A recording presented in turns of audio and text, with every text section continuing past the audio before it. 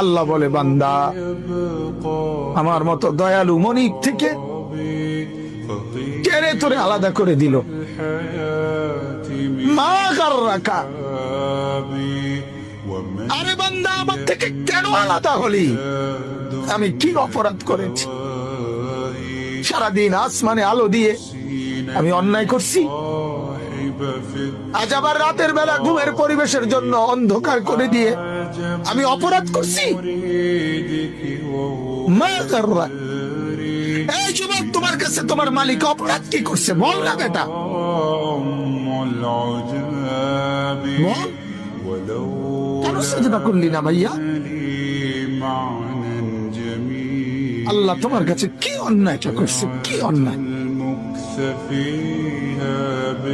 কি না দিছে মালিক?